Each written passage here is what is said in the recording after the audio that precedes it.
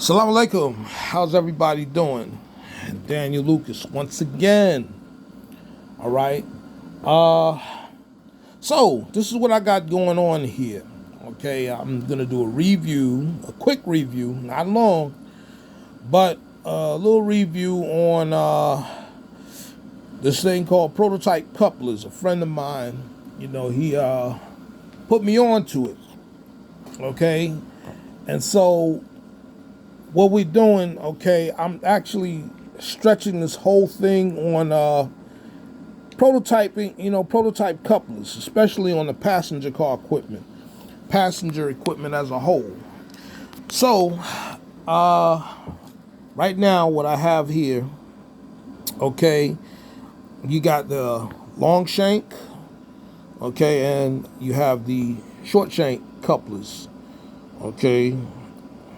As you can see, these right here are the tight lock couplers that I'm going to apply to much of my passenger car fleet. Mind you, there is something that is tied on with passenger cars. Okay, I've already installed one coupler to the ALC 42. So, and not knocking what KD done. Okay, I think they did a bang up job. However, many of us strive for prototypical accuracy. And so what happens is, a friend of mine went on ahead and he introduced me to, and just gave me advice on looking up prototypical like couplers. Now, mind you, I'm gonna go ahead and just sit it right here. Okay, I don't have the magnet with me. Okay, a magical wand with me that will show you about opening and closing the coupler. But the way the couplers are shaped, just give you an idea. Okay, I have both of these two opposite couplers out there in an open position. Let me make sure this is open right quick. Again, I don't have the magnet or whatever, but just to give you a, insight on what I have going on. Hold on, let me open the magnet, open this knuckle right here and stuff. I don't want to, mess around with the loose parts and everything, which is the ball, which is in and stuff inside the coupler. So, you want to give it time to dry, and settle, with the coupler. So you got the knuckle out there that can come open, with the use of a magnet, okay, meaning the ball would raise up, and then when you couple to another car, like so, okay, you have what's called tight lock, as you can see. And then, when you release, now, I didn't use too much force with these. Another thing, when coupling these cars, you could have delayed coupler, and you can have it's different operations. You can have more prototypical operations when using these cars. Okay, like for instance, a shove job, just shoving a car or whatever, and just like the prototype, you have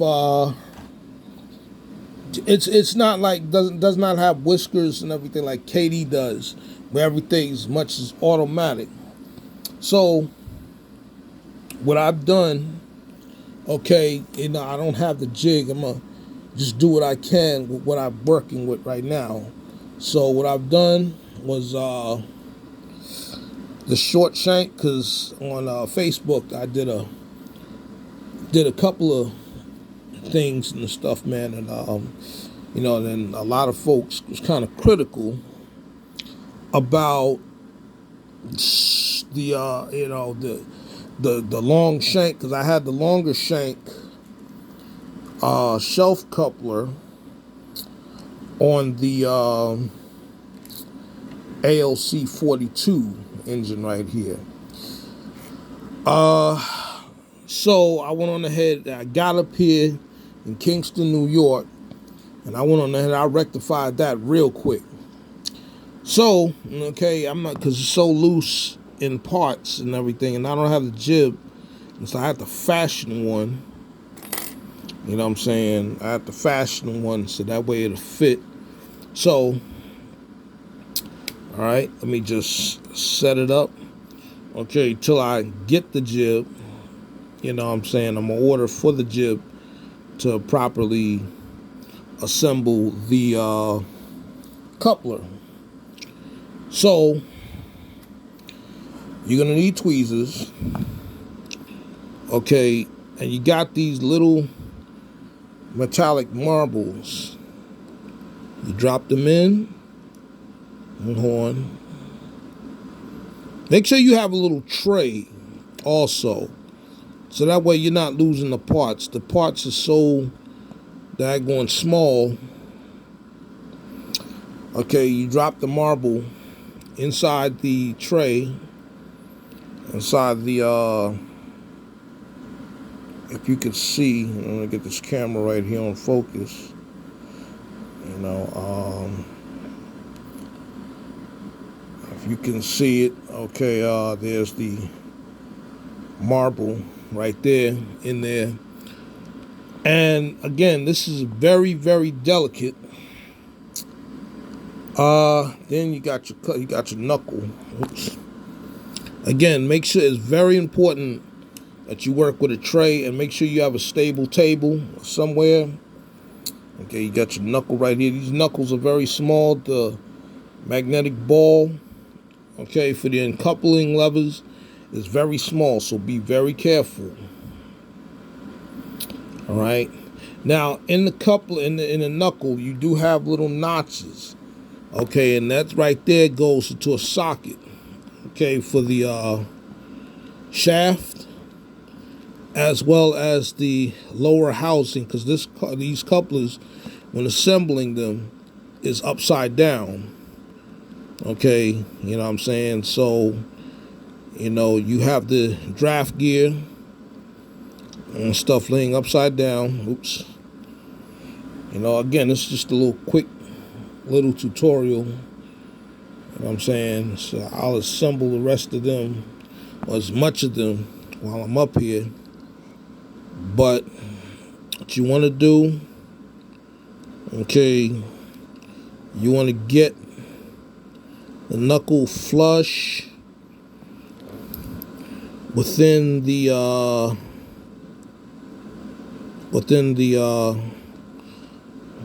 mechanical box here. All right.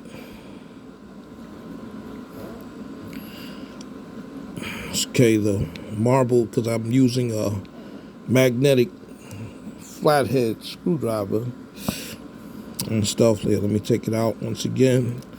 I don't want to take up too much of your time and just showing you, you know what I'm saying, about assembling a coupler, because they do have sites where, you know, someone has a actual solid workbench.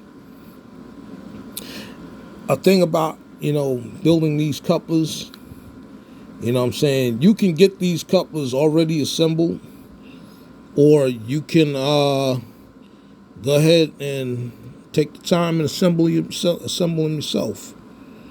You know, just make sure you got the tools. Okay, I'm going to assemble this stuff when I, you know, because it's going to take up way too much time. I'm already at 9:26. So you got your draft gear shaft box right here. Okay. In the package, you have knuckles. In a package also, you have these magnetic marbles. All right. You also have these top halves. Wait a minute. Well, actually, these are actually the bottom half for the couplers. Okay. Let's just grab one right quick. So I'm gonna grab one right quick so that way you can see. You know, you can go on their website and you can go get you. You know, they come 6 in a pack. The ones that I got, you know, came 6 in a pack, and I ordered a whole bunch of them. Okay. So you got the top half shaft. Well, actually, the lower half shaft for the coupler. You have a spring, a tension spring as well. Okay, I got a sack of tension springs. Now, you know, a lot of people, when they're making these couplers out there, it gets a little frustrating. Okay, at first, you know, you'll try it on your first, second, third, or fourth try, whatever. So I would have ordered a bunch of them. You know what I'm saying? Because the ones out there that you do mess up on, just in case you do mess up on them, you can use that, you know what I'm saying, as the pilot coupler. You know, you can still use them as the pilot coupler. And, you know what I'm saying, and you can use them as the tail end coupler, you know what I'm saying, for a dedicated rail car, you know, of your choosing. Okay, but, you know, that would have to be a definite. You know, I like to weather my couplers.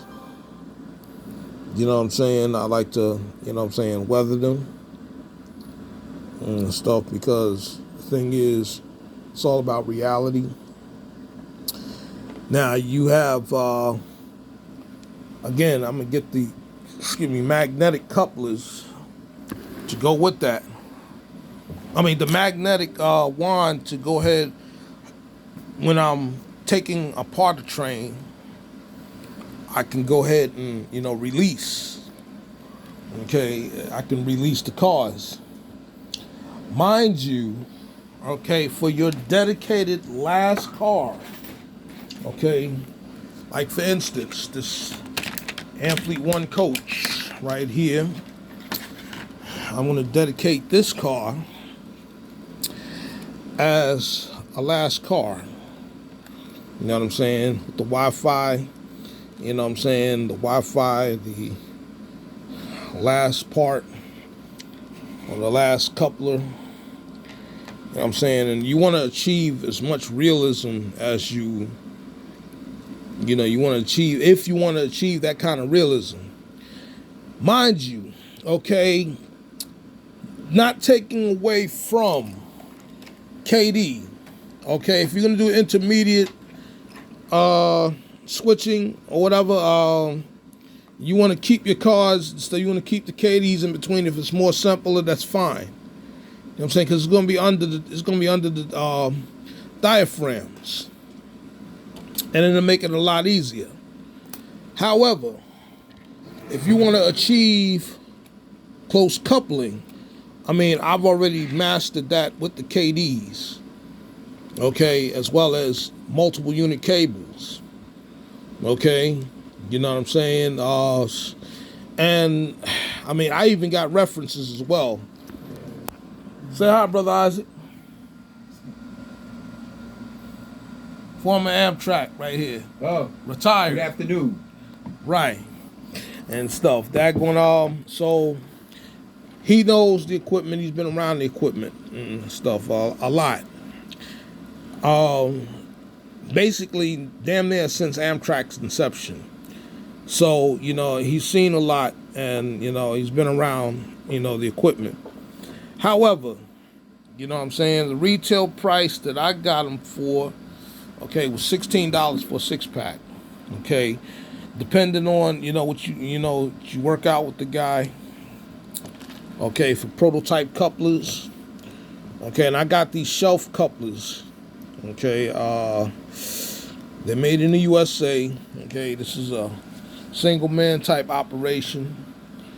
You know what I'm saying? If you want prototypical accuracy in your trains, you know what I'm saying? Because you're going to have that one guy who's going to be like, okay, that's not prototypically accurate, and it has to be this way, and you got to situate the car in such and such, and you know what I'm saying? So, you know, if we're going to go that route, definitely, you know what I'm saying, consider these couplers. I'm going to shut it down. I'm going to put a couple more couplers together.